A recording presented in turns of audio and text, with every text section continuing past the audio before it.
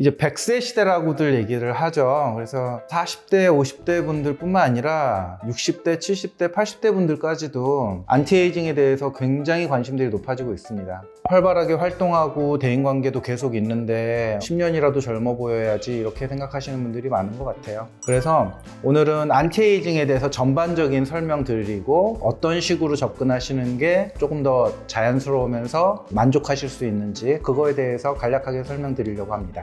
안녕하세요. 비더뉴 백승우 원장입니다. 반갑습니다.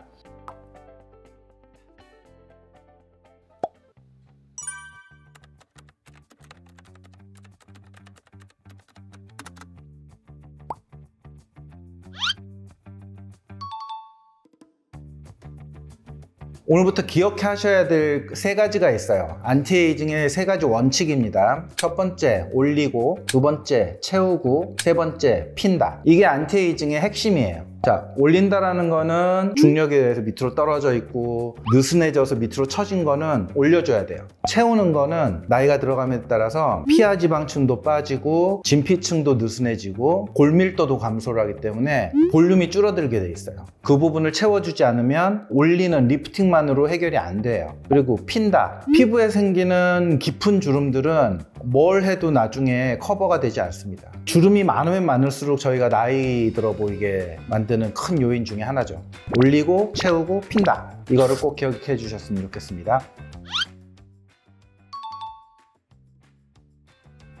올리고 채우고 피고, 이거에서 올리고부터 먼저 설명을 드릴게요. 그러면 자, 리프팅이에요. 올리는 건 리프팅이죠. 시술이 있을 수가 있고 수술이 있을 수가 있어요. 시술은 가장 대표적인 게 레이저. 피하 지방층에 있는 진피층을 일시적으로 손상을 시켰다가 회복되는 과정에서 타이트해지는 거를 추구하는 그런 레이저들이 주를 이루고 있어요. 하지만 이게 지속 시간이 오래 가지 않기 때문에 꾸준히 이렇게 관리받는 식으로 하시는 분들이 많아요. 수술은 이제 어떻게 하는 거냐면 실을 안에 집어넣어서 이렇게 올리는 수술에 가까운 리프팅 실도 있고요. 굉장히 간단하게 할 수 있는 실 리프팅도 있죠. 그리고 가장 클래시컬한 방법은 이쪽 헤어라인을 따라서 귀 앞을 이용해서 절개해서 이제 잘라내서 꼬매주는, 그러면서 이제 이 늘어진 안쪽에 있는 수마수층까지 당겨서 리프팅을 해주는 그런 방법들이 있을 수가 있어요.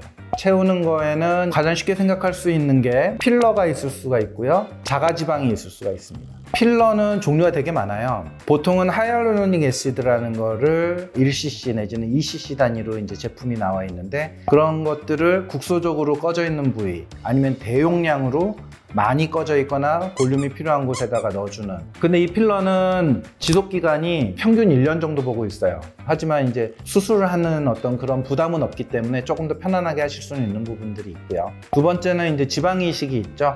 아까 말씀드린 것처럼 내 몸에 뭐 복부라든지 허벅지라든지 이런 데서 이제 지방을 채취해서 내가 필요한 부분의 볼륨을 채워 넣게 되는데요. 수술의 부담은 있지만 지방 이식의 가장 큰 장점은 초기에 흡수되거나 죽어서 없어지는 그 지방들 말고 살아남은 지방들의 혈관이 자라 들어가면서 영양 공급을 해주기 시작하면 이거는 평생 같이 갈 수 있는 거예요. 수술만 잘 되고 생착만 잘 된다 그러면은 굉장히 바람직한 채우는 방법 중에 하나죠. 그 다음에 피는 게 있죠. 피는 거는 리프팅으로도 펴질 수가 있지만 어떤 나쁜 습관들로 인해서 생기는 주름들은 너무 많이 찡그린다든지 눈 처짐에 의해서 이제 이마를 너무 많이 써서 생긴 이마 주름들, 그리고 웃을 때마다 눈가에 자글자글하게 생기는 그런 주름들은 보톡스로 펴질 수가 있어요. 이 세 가지, 올리고 채우고 피는 거 중에 뭐가 제일 좋냐라는 게 아니라 이 세 가지가 컴바인 되어야지 진정한 동안 성형이 이루어지게 되는 거예요.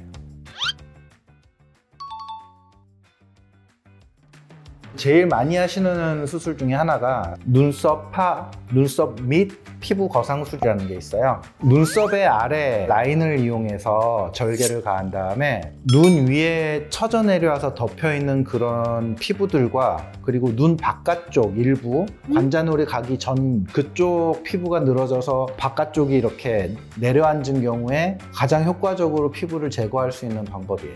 쌍꺼풀을 굳이 원하지 않고, 아니면 예전에 쌍꺼풀을 하셨고, 그래서 이 처진 피부만 올려도 내가 원하는 모습이 나오시는 분들, 인상 많이 변하는 거 원치 않으시고 눈가 주름 쪽에 피부 처짐이 눈 쪽보다 더 고민이신 분들은 이 방법이 최선의 방법이라고 생각해요. 그렇게 되면 피부가 처져서 눈을 덮기 이전 모습으로 올릴 수가 있어요.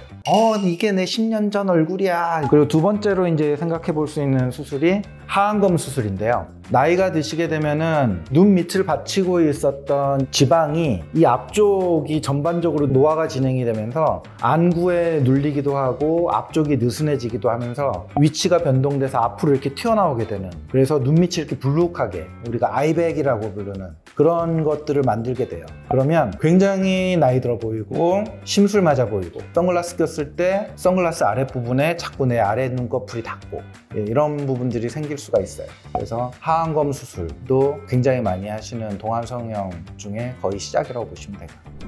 네, 오늘은 중년들, 노년 포함해서 안티에이징에 대해서 전반적으로 좀 알아봤고요. 성공적인 안티에이징 수술을 위해서는 무엇보다도 본인의 상태에 맞는 그런 플랜을 짜야 돼요. 리즈너블한 선에서 너무 과하지 않은 그런 수술법을 선택하시고 그런 선생님을 선택하시면 10년은 더 젊게 계속 유지할 수 있을 거라고 저는 생각해요.